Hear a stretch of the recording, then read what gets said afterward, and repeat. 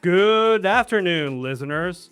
Welcome from sunny Fort Myers, Florida, home to the Institute of Innovative and Emerging Technologies. Today's discussion features two of our own from Florida Southwestern State College. Our guest is Professor Matthew Hoffman, JD, MBA, attorney, and faculty member in the School of Business and Technology. Also joining us is Dr. Heather Olson. She is the Director of Online Teaching and Learning Experience. Professor Hoffman brings legal insight into how AI intersects with academic integrity. As a little disclaimer, this conversation is for informational purposes only and not legal advice. All right. So, Matt, during our last Professional Development Friday, you presented a workshop on AI and academic integrity called "Think Your Students Are Thinking Are Cheating? Think Twice." And that one really hit me because as a professor, as a person who mentors quite a few students, as the director of online teaching and learning experience who hangs out in the Discord server a lot, I've had quite a few students come to me who've been falsely accused of cheating. And they've been really upset about it. So for our online faculty who, aren't always able to get to these different professional developments, I'd really like you to tell us what some of the key takeaways, the kind of the top 2 or 3 takeaways that most surprised faculty during this session were. All right, so we got a couple of those. One, first of all, the feedback I got overall on the seminar was that I scared the heck out of faculty. Okay, we'll just say that. That is literally what I have been told. Yeah. Um, but I think the three things that kind of came up that may have surprised faculty, and number one, academic integrity. If you're going to accuse a student of cheating, and in this context, we're really talking about AI, is there's a defamatory aspect to it, that you can defame a student by simply harming their reputation with a statement of purported fact, which means something along the lines of saying that Professor Hoffman is overweight, right? That sounds like a statement of purported fact. It's actually an opinion. Now, if you say Professor Hoffman is morbidly obese, that is no longer an opinion. That is a statement of fact because it's a medical term. Therefore, if you state that a student is cheating, it's a statement of purported fact. It harms their reputation. And it then becomes your opportunity, after they've been accused, to prove that it's true. That is your defense. And if you're talking about large language models, good luck proving that the student was using one of them. It's virtually impossible to do. And in fact, ChatGPT, for example, took out their own checker because even under their own data, they weren't accurate enough checking their own large language models. So you have a concern with that. The other concern is with discrimination. You could potentially be discriminating against students in violation of all sorts of federal statutes, in large part for English language learners and students that are disabled.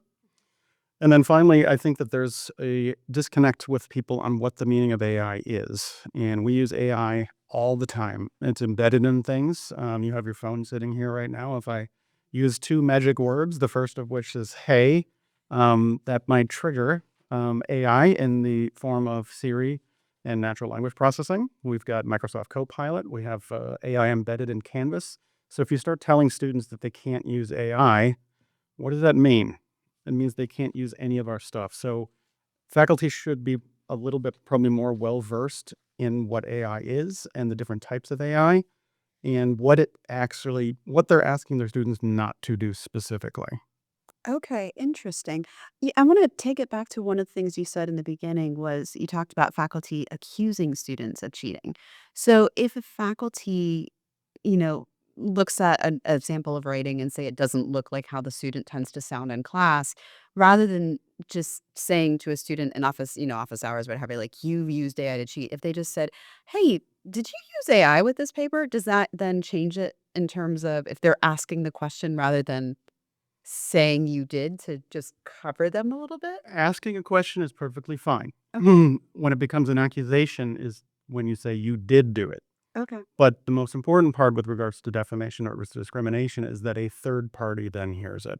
So if you're just having a conversation with the student, you're okay from a legal perspective anyway, Okay. until that student complains to the dean or someone else, and then a third party gets involved, and that's where the reputation gets harmed.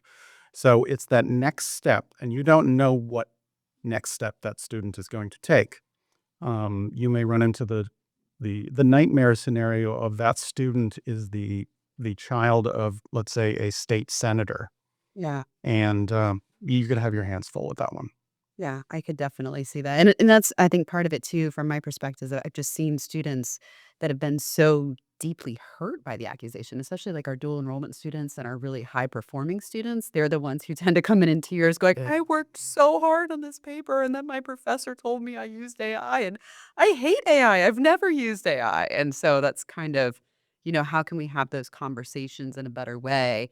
And I guess for faculty too, how do are what's your best advice for them in approaching looking at work or from a legal standpoint or talking to students? Like, what are some key things that they should kind of think about as they go into this? I guess you mentioned the third party, but is there anything else that we're missing?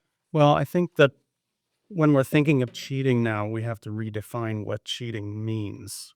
Because fundamentally, academic integrity means cheating. And we're all going to have our own definitions of what cheating is. And so, for anybody who plays golf or those kinds of things, you may have, different rules on cheating depending on what day it is. But different faculty will have different rules on what their definition of cheating is. And we teach in such diverse fields here. I mean, you could be talking about humanities and computer science, criminal justice. All of these different fields have different expectations for what is going to be used in the workplace and how to have an academic integrity policy that ensures that students are learning. Fundamentally, that's really what we want to do here at the college is make sure that students are learning something. And so if they can learn without cheating, they've learned it. But sometimes, even in, we'll call it the old days, meaning 2021, Back in old yore. right. In the dinosaurs, the faculty could have very different definitions of cheating even then. So even people within, let's say, the humanities department, we have 12, 15 different faculty in that field. 4 years ago, 5 years ago, they could have had different definitions then. They're definitely going to have different definitions now. And I know that there's the expectation from some people that they would like the school to have a policy on AI and that, AI use in the classroom is not allowed, those kinds of things. But we have discussions constantly about academic freedom here on campus nationally. We're having that discussion, and how you define cheating within your classroom is still within your control. That is something you still have 100% control over as your definition of cheating within your own classroom. So I don't think any of us really want administration or any other field telling us how to define what goes on in our classroom with respect to academic integrity.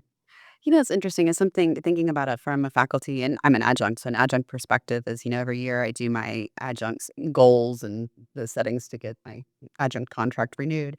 And I wonder, one of the things that I've looked at is a lot of times explicitly mentioning things in class that I want students to remember. So, like my student opinion surveys, students often say, like, this class has so much work. And I'm like, it's an online class. You should have 9 to 12 hours of work every single week for this class, and I don't think you have that much. But when I start mentioning that, then in my student opinion surveys, that stops getting being one of the things that's pinged. So I wonder if that's something that even as part of, like, faculty evaluation and remembering is if faculty has that academic freedom to create the policy that goes with the class, but then to find ways to reiterate that to students with every assignment, whether it's through announcement, through a disclaimer on the top at the bottom of the assignment, but something to remind students like this is the policy for this class. It's going to be different in other classes, but for my class, I need you to do A, B, and C where AI is concerned. And Yeah, and to me that's really important. And we do different things in all of our classes for all sorts of different reasons. And so I think you referenced what you do in your class might be different. Content that you cover in your class might be different. It might be different than what's even in the textbook. So it just reminded me of an example that I use in my business law class and some of the other classes where we discuss the standard of care that you have with negligence. And so, for example, when you're dealing with certain vulnerable groups like the elderly or with children, you have a heightened standard of care to make sure that they stay safe. So we talk about this concept called attractive nuisances all the time, which are things that attract people to get into trouble. And the two classic examples are swimming pools and trampolines. Okay, so swimming pools and trampolines in the backyard are called attractive nuisances. You have to assume that kids are going to come in and jump on your trampoline no matter how hard you try. So insurance will not give you insurance on your house if you have a trampoline. Yeah. So I have students in class, I will say, repeat after me, 1, 2, 3, kids are stupid. And we will have to do that repeatedly. And so a week later, I might say kids are blank, and they have to answer stupid, because the law presumes that they don't know the dangers of a lot of things. And so that's something that wouldn't show up in a book, but it would certainly come up in something that I would have for content. So if I were doing a video lecture that's embedded within Canvas in my course, I might have that. If the student didn't watch that video, they're not going to pick up on that. Yeah. And so I could put in the exam something like kids are ellipsis, fill in the blank. Yeah. And then I can see if they actually watched the video or not. I like this. Maybe we start each class with AI is or AI is not, and then they say, aloud to remember that. So I want to look at this specifically for online faculty because online is its own niche skill set and experience because we don't have students in the classroom every single day where we're hearing their voices and seeing their faces and knowing their tone and their kind of cadence in the way they write. And as a former English professor and psychology professor and academic success professor and all the other things, I really feel for the student voice. So for me, going back 20 years in education, if a student is cheating in my class, I know it because I read something and suddenly it's not them. And I'm like, oh no, your mom or dad wrote this. Like I can hear it because their voice changes. But I think online that's different because we don't get to hear their voice. So, specifically to online instructors regarding navigating these changes, what advice would you offer? I would suggest that if you want to hear their voice, e.g., have them provide an audio recording or a video recording of something that they're doing. So I teach in pretty much every modality that we have here. And this term for my business law course, it's a pretty popular course that we have. I'm having students do their assignments instead of in writing. I tell them create an outline for whatever topic it is that what you want to talk about, and then read to me your outline basically Yeah. into the video and explain it to me. I don't need it to be perfect. I don't want it to be perfect. In fact, just tell me the basics of the structure. So if I say, what are the elements of a contract, offer, acceptance, consideration? If I hear that come out of your mouth, Yeah. I know that you know it. That's the only way I know it, because we're having RSI, right? Exactly. And we want RSI in the classrooms. Yeah. So incorporate that by using the technology that we have access to. And most of this is embedded right in Canvas right now. You can, instead of do file upload, you just have media upload or record right into it. Yeah, and we have Harmonize tool in the toolkit. That's what I've been using as I still have students writing essays, but they do a lot of discussions in Harmonize, so I'm used to hearing them interact that way. And I will say too, I asked you the question, but I'm gonna say this from my own experience. The other thing I started doing a lot of just the last 2 years is giving my students video feedback instead of written feedback in Canvas. Same thing, I just press a button. I don't try to look camera perfect, but I found that students thank me for those comments a lot more than they ever did for the writing comments where I felt like I was typing into the void. And I think that makes a difference in whether or not they're going to take that step to do the low cognitive load of cheating in my class because they know me and they know I'm giving them feedback and they know they're going to have to look at my smiling face afterwards and feel guilty. So I No, I don't know about that. well, in my head it works. So yeah, any last words for our listeners on this topic? I would suggest that we're just in a fundamental state of change here. And so every 25, 30 years, right, there's a new generation. And that usually accompanies some sort of great technological change. So when you and I were college age, it was, for me, the year did not start with a 2. It started with a 1. Yep.